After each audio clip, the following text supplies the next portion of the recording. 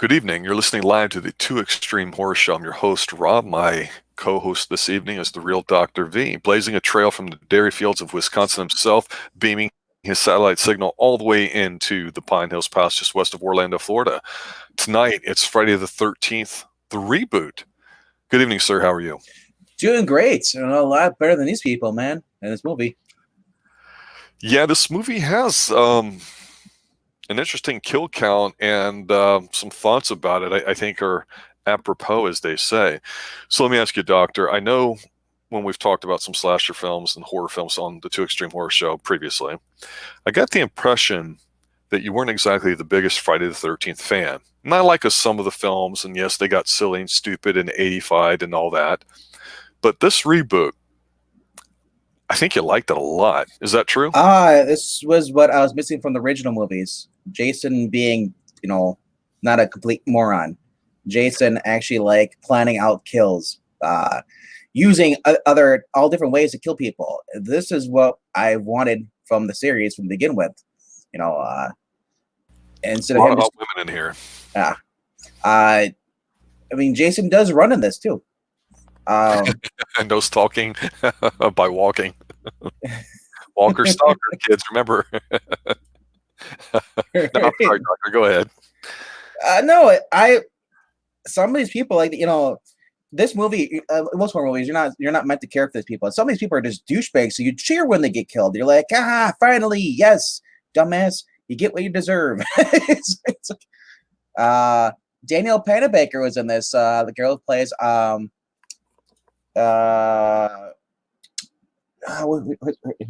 she's on Flash right now. She plays Killer Frost. Okay. You got Jared Padalecki, who plays Sam Winchester from Supernatural in this, So you had some actually kind of, well, I want to say big names, but recognizable people in here. Yeah, and I think one of the things too that I noticed about this film that was interesting to me is that I had seen the original Texas Chainsaw Massacre back in the day, and at the time, in the 80s as a kid, it was still kind of creepy seeing something like it. There wasn't necessarily a lot of those types of films, but the person who did that, Toby Hooper, there was a remake of that in the early 2000s, and I actually thought that remake wasn't that bad. It was a little different, and I think we all want a remake because we enjoy original source material, but unfortunately, I think a lot of times we get disappointed as a viewer because we recognize a lot of them end up just being cash grabs, and we feel like they don't put effort into it. But I think for me, my initial impression is that for Friday the 13th, I think it's 2009, which we're going to be doing top 10 Tuesday here shortly, and this may or may not be on our lists.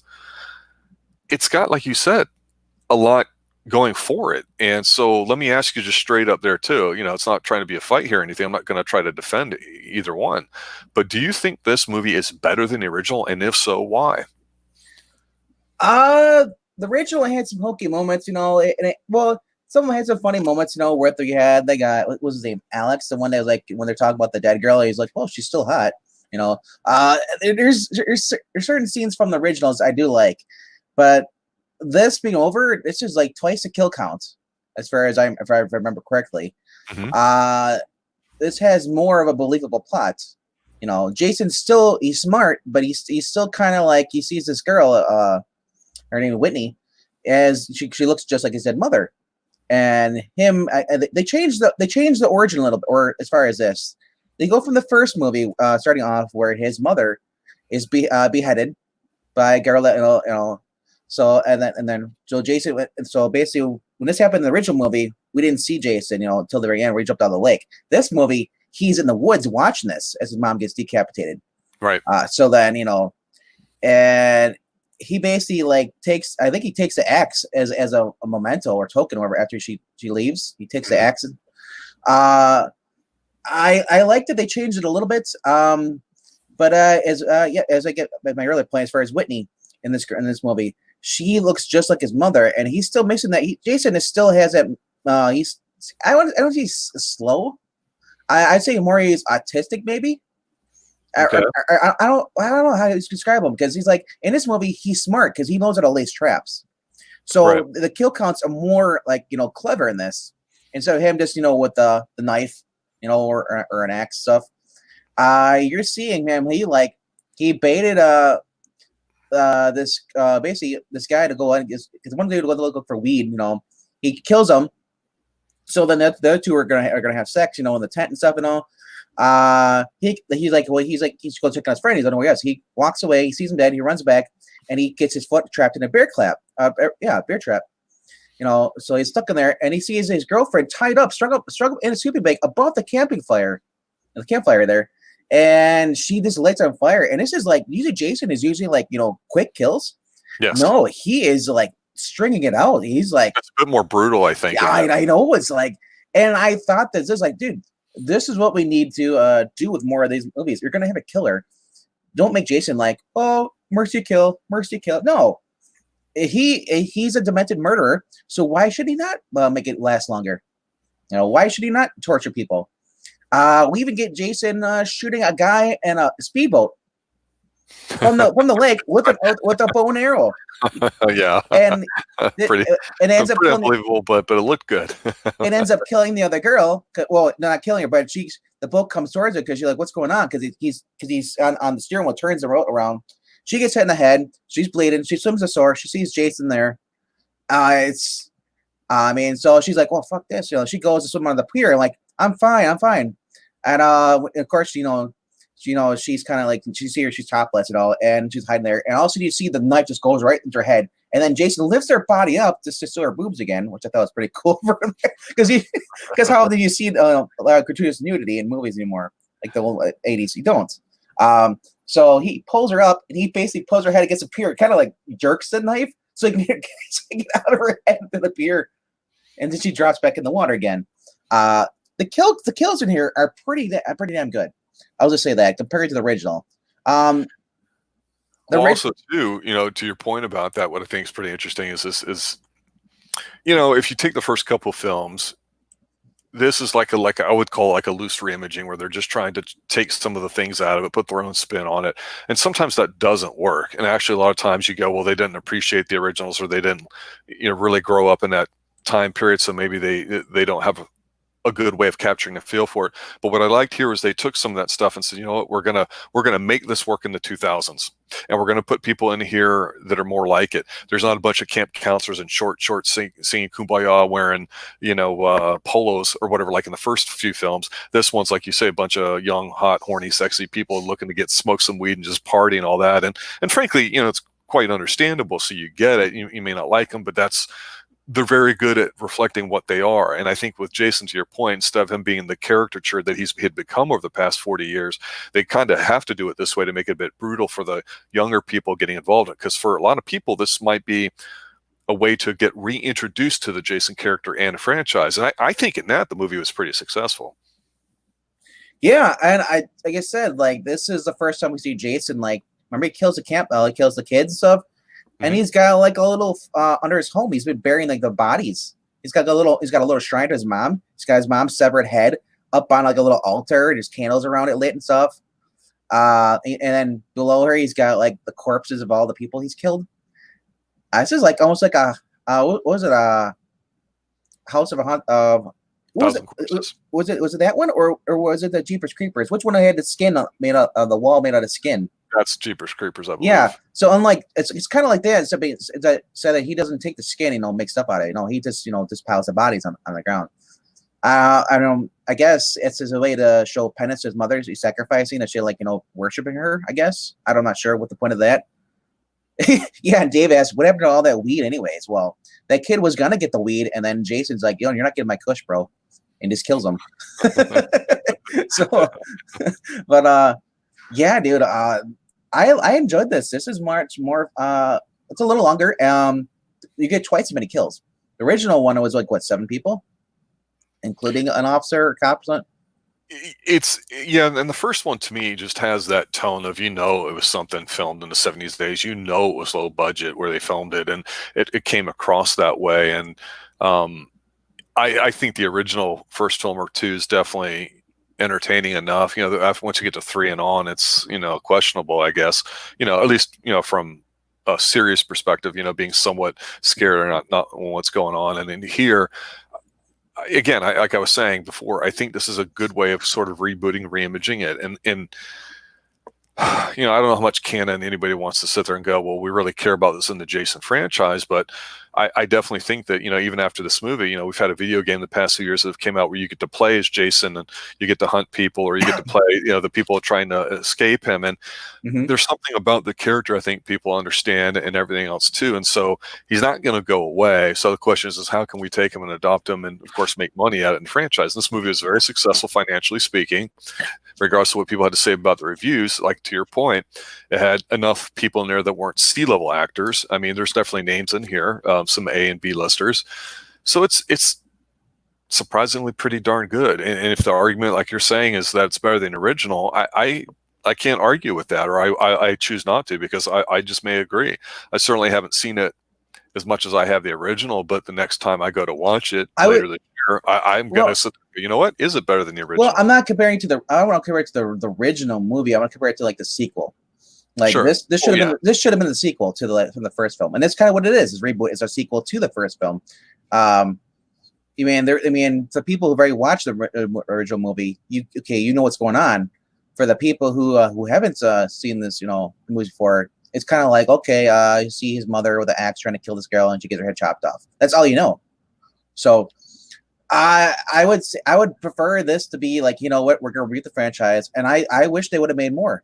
I'm not sure if they did or not. I think this was like a flop. I think this was it. I mean, honestly, I haven't looked, but I think you're right, because based on how good this was, I'm like, yeah, I would have walked out of this movie saying, you know what, dude, and I did. I saw this with my friend at theaters, and we're watching. I'm like, oh man, the kid, the black, yes, he's basically the black kid. I forget his name is, but he's in the movie. And what's funny is that his character, they're the group of friends. He's like, hey, bro, can you go pump the gas? Or he's like, what? You're gonna make the black man pump the gas?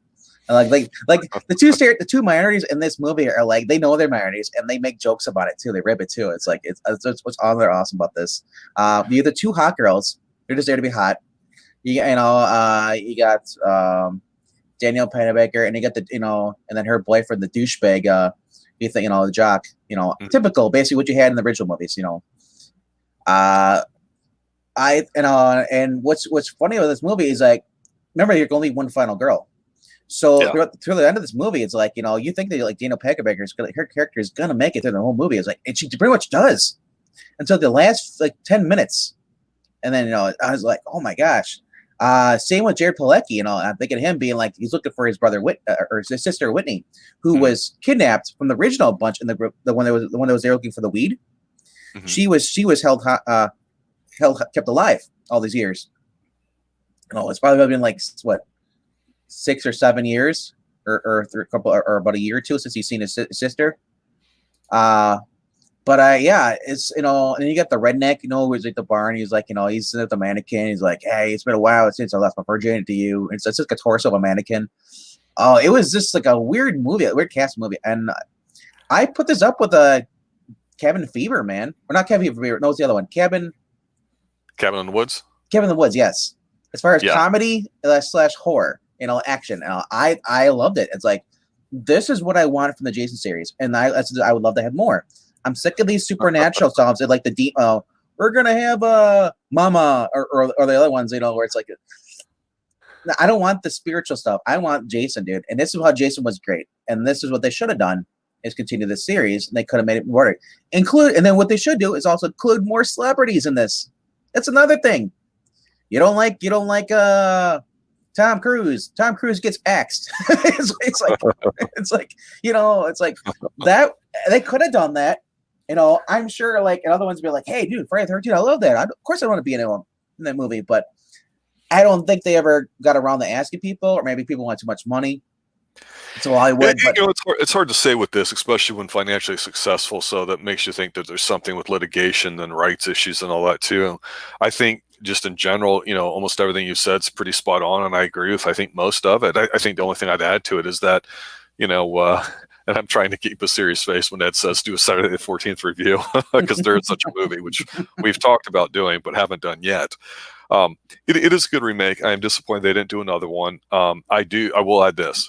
I think that with the success of the Halloween movie being sort of reimaged and then filming 2 more of them just because they were wildly successful in them coming out over the next 2 years, allegedly, one this year, one next year, that there might be some hope with some of these older franchises, and maybe we'll get another reimaging or reboot. I mean, it's been, what, 10, 11 years since Friday the 13th came out. Maybe they'll just restart again.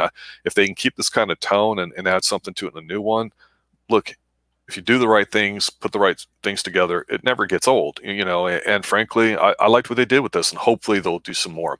Any final thoughts, Doctor? Well, final thoughts on this, man. This movie had a budget of 19 million and grossed over 92.7 million at the box office. So basically a 4 or 5 baggers, we'd say, in stock terms. Yeah, not bad, not too shabby. A certifiable hit. Amanda Rigetti. Rigetti. That's who plays Whitney. That's what I remember. Yeah. She of the linebacker shoulders from The Mentalist that we could all possibly relate to if we watched that show. This was also a Michael Bay film. I know. I didn't want to say that because then it would lose credibility. I don't care. Means that Michael Bay, he produced it, but there's also the producers. There's there's 3 other guys. So, did you know, Doctor, The Mentalist was based off of me? I can cold read. Oh, I'll give you an example as we close out tonight. Oh, do you know who else was in here? Do you remember that girl, Willa Ford? Yes. She was in this too. Yes, she was. And you know what else? Because of how excited you are, it's like that one episode of The Mentalist that knew immediately at the beginning and told everybody. The chef did, and they said, why? Well, and he says, well, anybody that puts too much butter in this sauce is obviously very self-indulgent, and that's the type of person we're looking for that would be the killer. I think, and I'm certainly not going to ask you to answer, because in a few moments when we do Top 10 Tuesday with Eglinton from I Love Comics, Old Man Comics, and The Homegrown Tourist, we're going to be doing 2009. So maybe, just maybe, you guys listening, Jim, Ed, Dave, everybody else, might see that this film is on one, if not both of our lists, or possibly not. So we'll see if I'm right or if I'm wrong. So I'd like to thank the Doctor for joining. I'd like to thank you guys for listening, and the fact that we've hit 500 subs. Thank you guys for listening, sharing, subscribing, passing the word around as we grow, and we're on that path to 1,000 plus. I'd like to say good night, and of course, Doctor, stay extreme. And watch out for Jason. Good night, everybody. See you soon. Top 10 Tuesday coming up next.